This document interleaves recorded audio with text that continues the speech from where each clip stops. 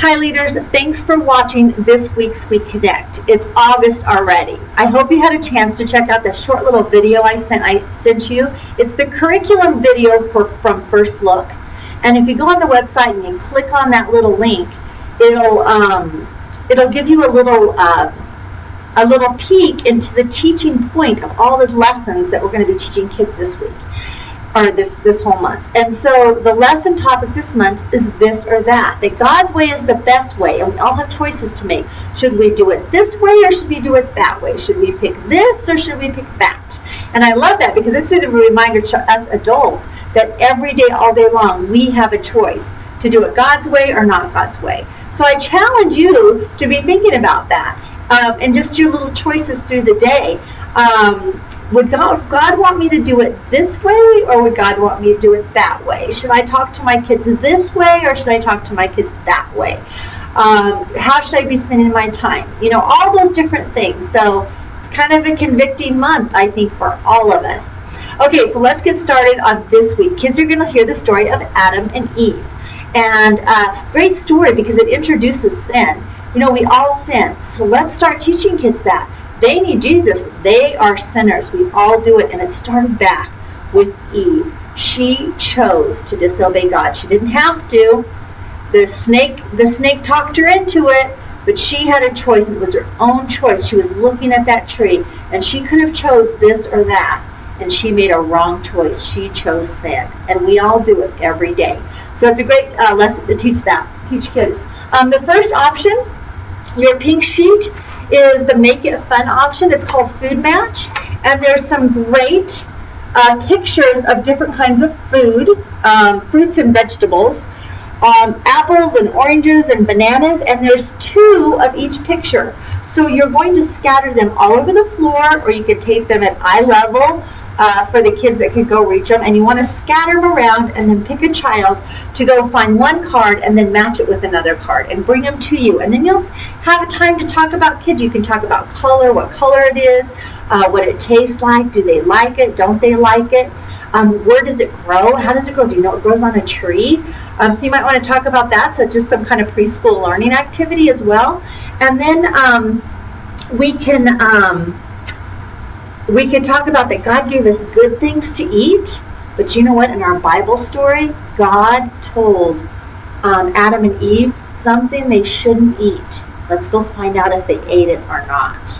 You know, so that's a great lead into the Bible story. So what do you need for your Bible story this week? If you're telling the Bible story, you for sure need your Bible. You need to open it up, and you can tell the kids this is one of the very first stories in the beginning of the Bible. You're also going to need some kind of toy snake, and we'll have in each room we'll have some kind of toy snake, so you can have fun with the kids with that. And then also I'm going to put in some child evangelism visuals, beautiful ones. There's 4 different pictures. There's them in the garden. There's the tree that was beautiful to look at, but God said not to eat. A picture of the serpent, and then there's a picture of them after they've eaten the fruit. And it's a reminder too to tell kids. A lot of kids that have heard this story, and ourselves, we always think of the fruit being an apple, but that's not true. The Bible doesn't say what kind of fruit it was. It just says that it was. It looked good to eat, you know, it was beautiful. So that's a fun teaching point. And then for the Make It Stick, that's those activities that we're going to do and teach the kids in smaller groups that reinforce the Bible story, and so that they can go home and tell it to their mom and dad. When they bring that craft home, and mom says, "What did you make?" The child, we want them to be able to articulate. If they're 3 or 4 or 4 or 5 years old, they should be able to articulate that whole story just by looking at what they made. And you're going to help them do it by retelling the story as they do their craft. So kids are going to paint a watercolor garden. So when it's done, it looks like this. I painted this. If you have extra copies, I actually had a lot of fun. I hadn't painted with watercolors for a long time. It was really fun painting this picture. It actually starts out like this, and the first thing kids are going to do is add a little snake. So there's a colored snake in your materials, and each child will have a snake like this to glue, oops, I turned it upside down, to glue in their tree, okay? So they'll glue that with a glue stick in their tree first. And then you're going to get out the watercolors and paintbrushes so that they can paint, okay? So even 2- and 3-year-olds, they love to watercolor. Okay, so I have a couple tips about using watercolors. First of all, before it's craft time, like maybe when you even get there, wet the colors. Run them under the sink or spray them with the spray bottle. Get them wet before the kids have a chance to paint. It will save on some mess, and it'll be easier for them to use. The second tip I have is that to teach the kids how to use the watercolors before they do. Remind them that every time they change a color, they need to really rinse out their brush, because 2 or 3, 4 kids will be using the same set of paints. So they want to keep the paints nice, the colors nice, and not get them all muddy and dirty for everyone else. And they can only do that if they rinse their brush really, really well.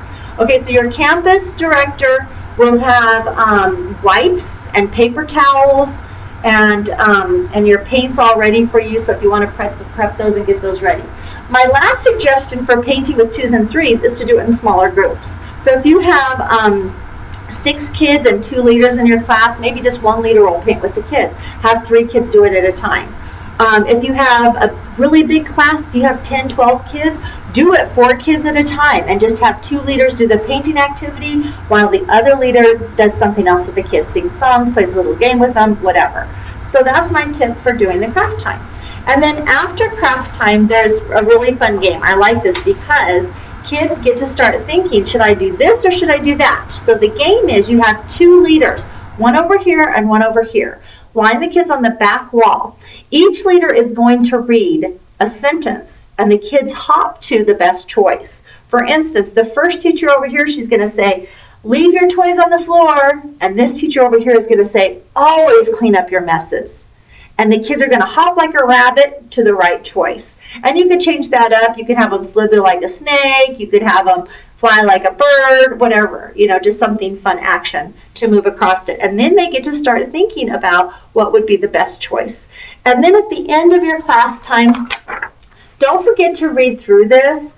Even if you highlight on it a little bit, you can start talking to the kids about, hey, what are some things that we might need helping, that we could ask God to do, that we could ask God to help us to do. Some good choices that are hard to do sometimes, like obeying your parents and loving your friends and sharing with them. Those are all good choices, and we need help with those choices. So that's what you're going to pray about.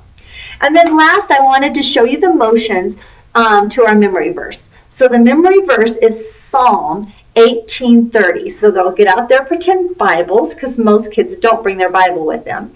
So it's Psalm 18:30, and that's the address of where the verse lives in the Bible, and it's God's way. So with way, you're going to make W's with your fingers and make a little path. God's way is perfect. And you can tell kids what perfect means. We can never do anything perfectly. Perfect is something only God can do. We try to be perfect all the time. Realistically, none of us ever get there. So kind of explain to kids that perfect is God's way, is the perfect way. His way is the very, very, very best way. Okay, and it's Psalm 18:30. So great lessons for this month. Thanks for teaching this August, and we'll see you next time.